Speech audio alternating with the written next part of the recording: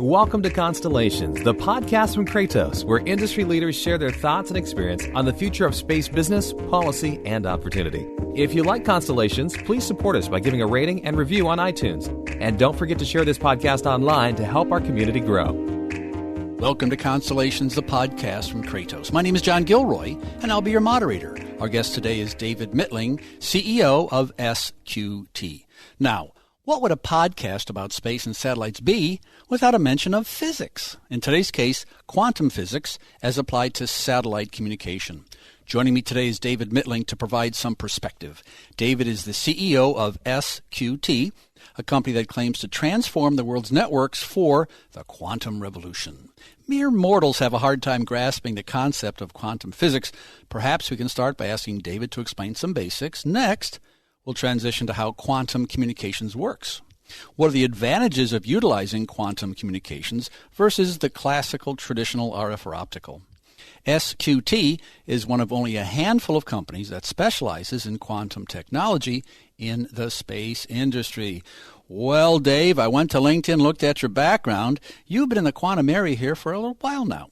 Could you tell me a bit about your history and what made you decide to work with this fascinating technology? Yeah, no, and thank you, John. I appreciate the chance to talk to your audience about the magical world of quantum communications. It's a new and emerging technology that's probably new to some of your listeners, but I think it'll be something that will be more mainstream and widespread within the next few years. My background, I started out in the space industry. I worked a couple decades in the satellite for major satellite manufacturers. In 2015, I made the jump to a optical communications startup called Bridgecom.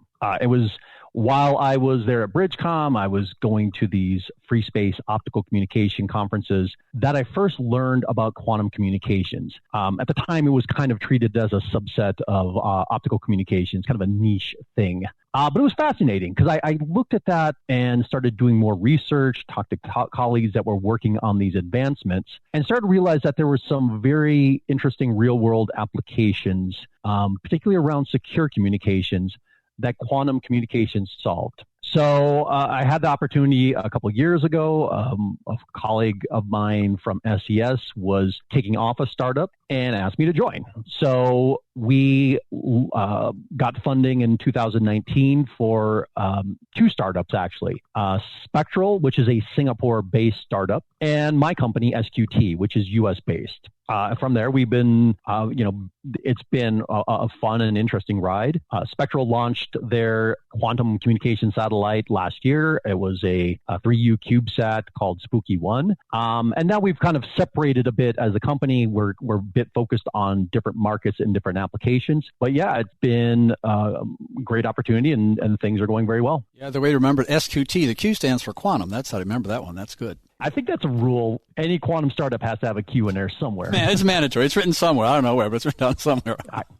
To jump into this concept of quantum communications, I guess, from my academic background, I try to, put on the topic of quantum physics, I guess, and would imply that. But for me, it's a hard concept to understand.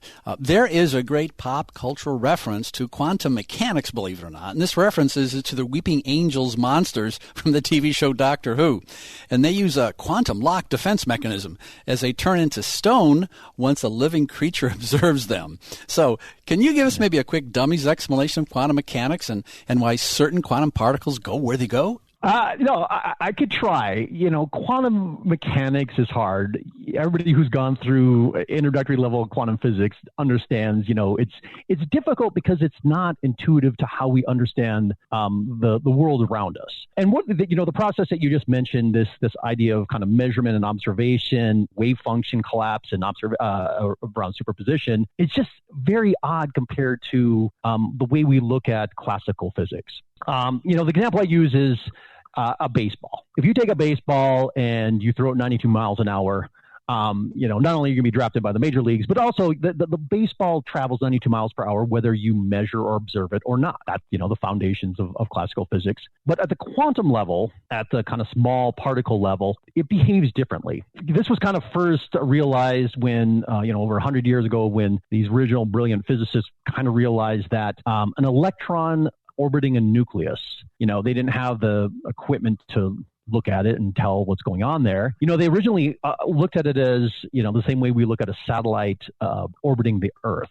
But in reality, after doing some calculations and some serious math and observations, they realized that it's actually not in this defined position in orbit. It's actually in a cloud of positions, a superposition. And that when you observe it, you measure it, or you interact with it, it then collapses into a single position. That was kind of, it's mind-blowing now, but it was mind-blowing then. They basically, that is now kind of one of the fundamental properties of the quantum realm versus classical physics. And, I could think, I didn't want to take up the whole podcast. We could try to get into the details and weeds of all these kind of different quantum properties like superposition and wave function and entanglement and all these, interesting quantum properties. I think the important thing is here that what was once oddities that kind of spawned papers 100 years ago is now fueled what we call the second quantum revolution.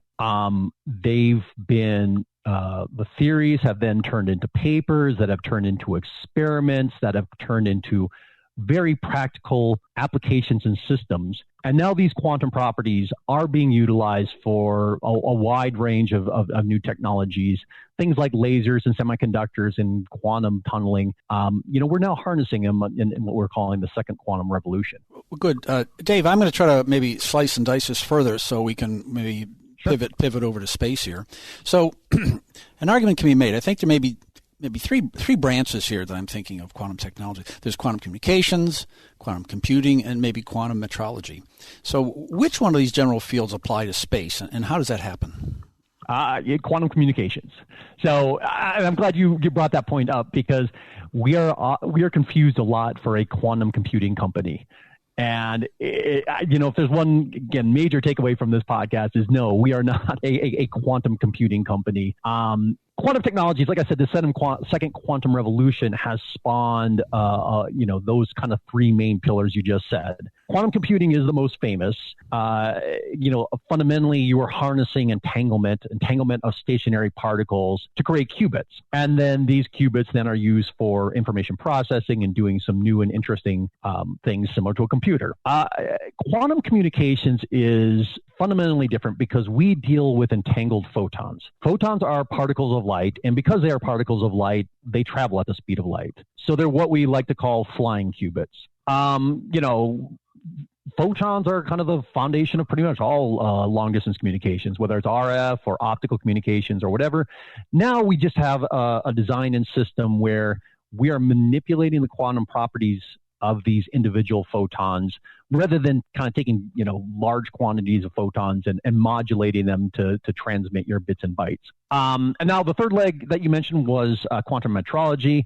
That's also a super interesting field. There are actually some space-based applications for that. But that includes things like, just quantum sensors, atomic clocks, measurement devices. So, just a different type of quantum technology that leverages, has different applications altogether. And, like I said, my company is focused on quantum communications.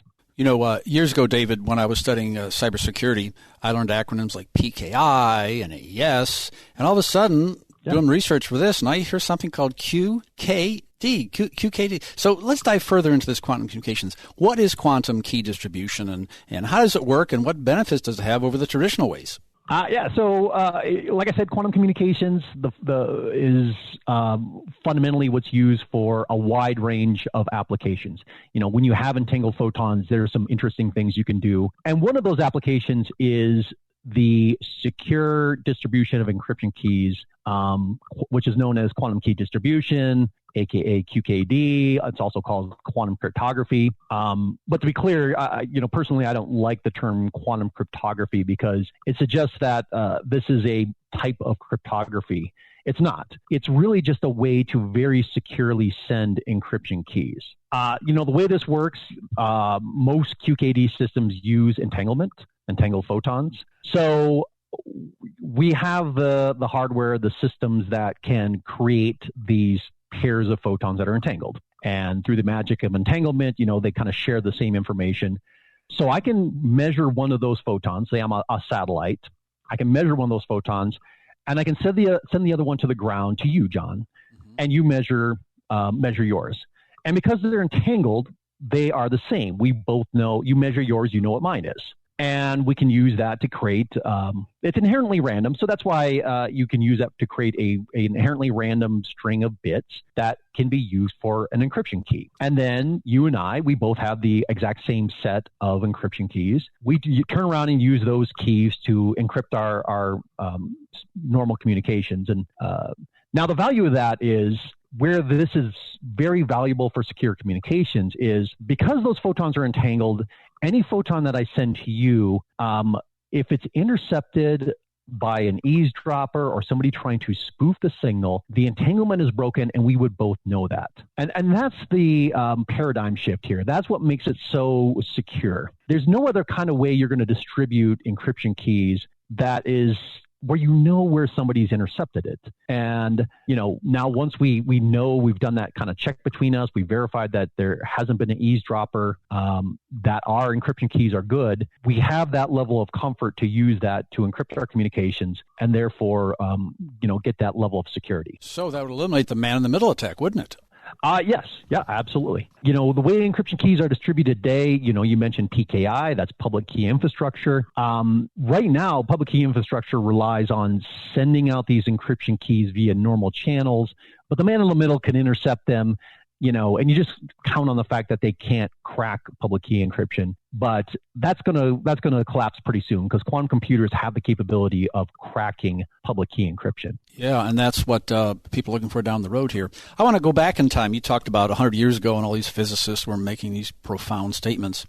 There's a guy back there named Einstein, and he just dismissed quantum entanglement as spooky action at a distance. Spooky.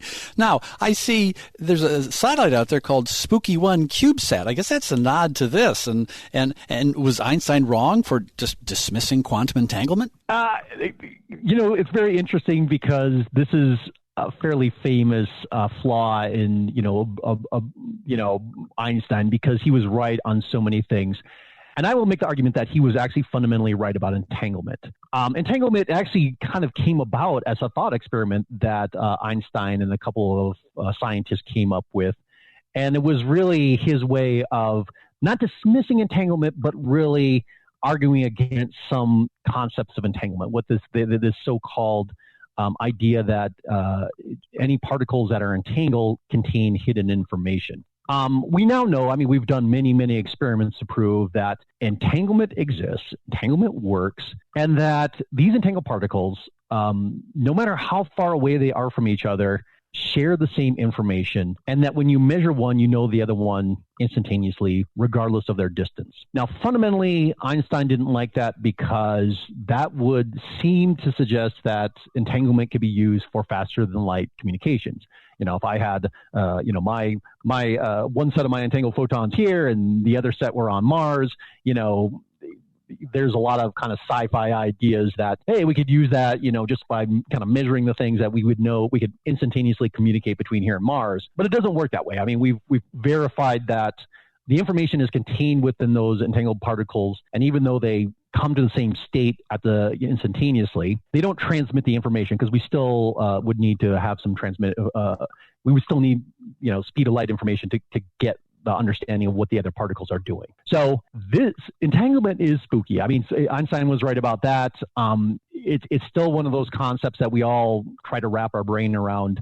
There are a few theories on what's going on there, but definitely, John, someday when we're all vaccinated and get together and, for the price of a cup of coffee or a beer or something, we could kind of wax about the philosophy behind entanglement and what that means.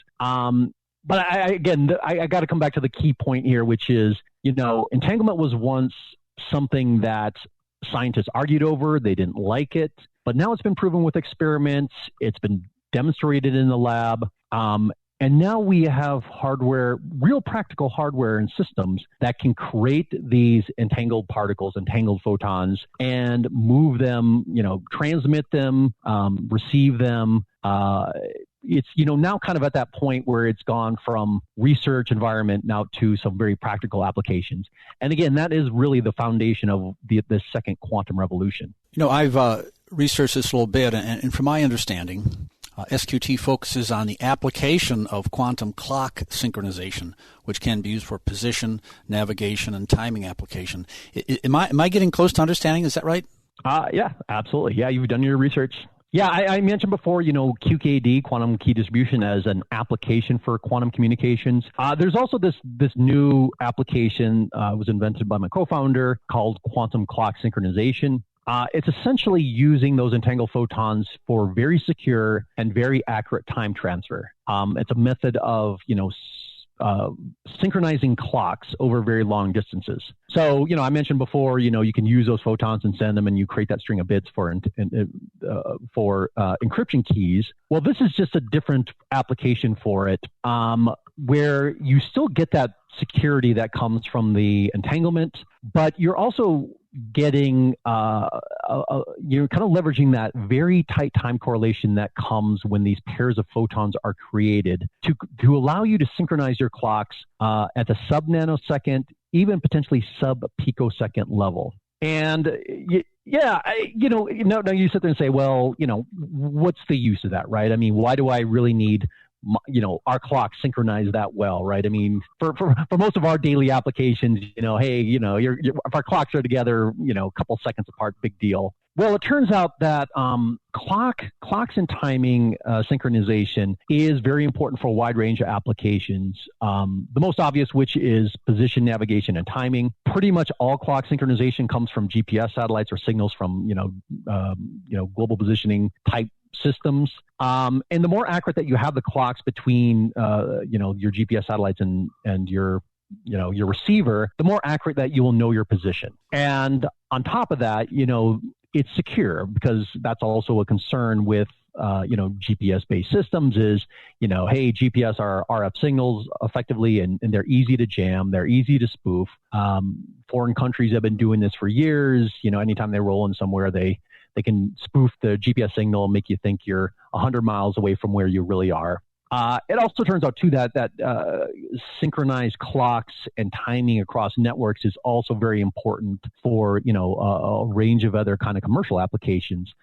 Things like data fusion, telecommunication networks, financial transactions. They all require precision among the clocks in their networks, as well as the security, making sure those clocks are stable and don't degrade and go down if something happens. David, as I'm taking notes as you're speaking, I write down position, navigation, timing. I'm thinking about what's going on Mars right now. I mean, boy, that's a good example of position, navigation, and timing. It all has to work to the nanosecond. I mean, that's kind of a good illustration of what we're talking about here. That's a great analogy. We just recently won a study phase contract with NASA, and that is actually one of the things that they've expressed interest in this technology. When you have a satellite going to Mars, going to the moon, how you got to ask yourself, how do you synchronize the clock on that satellite? How do you synchronize the clock on the satellite going out to Mars? Everything we count on, we just rely on GPS for our base timing system. But, once you're beyond the GPS orbit, you need something like quantum clock synchronization. Yeah, when we interviewed Vince Cerf, he's trying to do the internet to Mars, and the bits and bytes are nothing for him. This is really the problem of how do you do this at a tremendous distance. David, thousands of people from all over the world have listened to this podcast. Go to Google and type in Constellations Podcast to get to our show notes page. Here, you can get transcripts for all 90-plus interviews. Also, you can sign up for free email notifications for future podcasts. I want to jump back to your a paper you wrote for Accenture. There also seems to be an irony when it states the paper that quantum computing is developing rapidly and poses one of the biggest threats to secure communications. Can you expand on that a little bit? This is actually a fairly well-known problem with the existing way we distribute encryption keys, public key infrastructure, PKI. PKI, it's fairly robust today. It was, invented in the 70s. It works because classical computers can't crack public keys, but quantum computers, there was a Shor's algorithm, which was a paper written in 1994, described how quantum computers, once they reach a certain capability, 4,000 qubits or so, they could easily crack existing public key infrastructure. So that's kind of the impetus for a lot of this research and development into QKD systems. QKD systems are, future proof. I mean, they because you're relying on the laws of quantum physics, you can kind of set up a QKD system to distribute encryption keys and basically protect your network against the ability of quantum computers to crack public key encryption. So, that's why you get these kind of fancy taglines, these mottos saying, hey, transforming the world's networks for the quantum future kind of thing. It's basically, hey, look, you got to get your network, you got to upgrade that part of your network now before quantum computers reach that point where they can crack the existing infrastructure. The language of the street. So those fellows over at the Pentagon with their feet up smoking cigars thinking they got encryption, well, it could be 2 or 3 years from now. That encryption is going to be beaten, isn't it? Well, the guys at the Pentagon, they have some pretty hardcore encryption methods and some distribution methods. Even in, I think within the DoD, with the military, I mean, they use couriers. Is that how you do that? Probably some young private or whatever. Yeah. So, but yeah, it's you got to prepare if you're, especially a commercial network. The government's already preparing for this, but it's everybody else that's starting to wake up to this threat. Your company SQT is only one of a handful of companies working with technology in this space arena. Who are the other folks working on this, and what are they up to? There's actually been a ton of companies, particularly in the last couple of years. There's been a number of startups that have spun out similar to us, out of research labs and universities. Most of these companies are focused on the terrestrial fiber-based QKD. The major developments actually is a company called Quantum C-Tech in China. I'll talk a little bit about this, but yeah, China is a leader in quantum communication, space and terrestrial. Quantum C-Tech, they just went on the IPO on the Shanghai Stock Exchange last year. It was a record-breaking IPO in China, but there's also a number of other companies, IV Quantique in Switzerland, Toshiba in Japan, Cubitech here in the United States. Now, on the space side of things, there's only a few companies. There's ARKit in the UK, Spectral, the company I mentioned before, based in Singapore, Keynet there in Canada. But again, there's more startups coming out all the time because there's an understanding that funding needs to occur within these different government initiatives to spawn this. The fundamental limitation with quantum communications over fiber is just you can't repeat a quantum signal. So, the photon travels 100 kilometers or so across fiber, and then it needs to be repeated, but you can't easily repeat a quantum signal. And if you do, you have to secure that node. So space is really important if you want to get long distance QKD or QCS, quantum communications. And, like I mentioned, China is dominating in this field.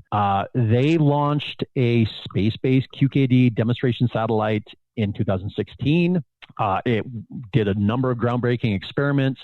They're releasing papers on it all the time. And that project was so successful that the Chinese government has doubled, tripled, quadrupled down on this. They're putting billions more into developing a global QKD network. They're launching 4 more LEO satellites, a GEO satellite, 100 ground stations. They've already got extensive QKD fiber network in place in China. Everybody's playing catch up to where China is today. Jump back here to the paper, the Accenture paper. It talks about the need to prepare our networks for a post-quantum world. What does this mean, and how do you see the technology growing within the next decade and beyond? And are we going to look at China as our opponent or partner in all this? Well, that's a problem with secure networks and secure communications, right? Everybody's a little bit leery about, working with Chinese suppliers. And definitely a lot of companies or groups are kind of embracing the lead that China has taken. But we're all, and I say we, the United States, Europe, UK, Japan, Korea, we're all playing catch up, and it's showing with kind of some funding initiatives coming out around quantum communications. In the United States, there was the Quantum Initiative Act. It was a $1.2 billion law that was signed in 2018, late 2018. It spawned the development in the United States of the Quantum Economic Development Consortium, a great group that is, going out, educating people and creating advocacy, kind of building up the resources necessary to deploy these things. Chicago Quantum Exchange. There's a number of very great developments going on in the United States as well as other parts of the world. And that's been kind of beneficial for my company. It's been beneficial for all of us. Too much, when you got this new kind of technology and you're trying to take it from the research lab out into the commercial world, this government funding and sponsorship is a big help to take it out and take it, kind of bridge that gap to make it a commercially viable system. For us, SQT, I mean, we've got a number of, what they call SBIR contracts. That's been great for us to kind of build a bit of momentum. We've developed a commercialization plan, a fairly robust one, that will get us to the point where we can start offering a quantum clock synchronization system and service, with one satellite. And now we're kind of talking to you. We're talking to the general public, talking about educating telecommunication and financial institutions, other network providers on the value and importance of quantum communications. And, I think, again, just it's a great be a part of the Constellations podcast because, I want people to understand that where we are today with quantum communications is similar to where we were 5-10 years ago with optical communications. It's a new technology, but it serves a very valuable purpose and can be used smartly with future satellite and terrestrial networks to provide a level of security that just doesn't exist today. So it's, 10 years from now, I could tell you there's a few pie in the sky things that you can do, applications we can do with quantum communications. QKD and QCS are starting points. But there's this vision of, entanglement distribution across a satellite constellation that will one day be the backbone for a quantum network.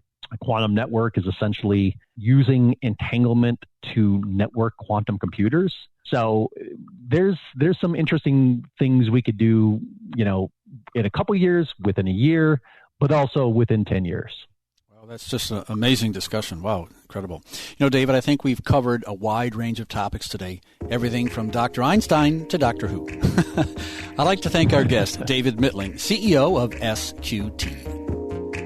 Thanks for listening to Constellations, the podcast from Kratos. If you like this interview, please subscribe, tell a friend, and give us a review.